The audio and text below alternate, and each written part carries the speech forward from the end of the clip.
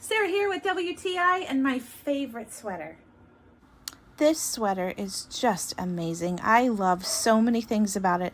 I think my favorite thing about it is how versatile it is. I can wear this with a skirt or jeans or my favorite things, which is leggings, and it looks great with all three of them. So whether you're just going out for date night or whether you have a Bible study or you're just lounging around the house, this sweater is going to meet all of your needs.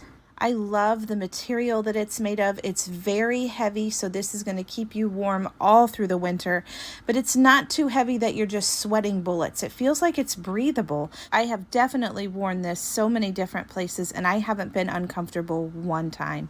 You can see the stitching here, how well it's made. The colors are vibrant, and they haven't faded over several washes.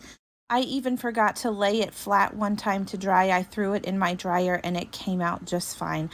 I love the neckline, how it's tight around my neck. It's not saggy, but it also doesn't choke me, and it looks beautiful with a necklace. So if you are looking for a versatile and beautiful piece for your closet, you have found it. And that's my point of view.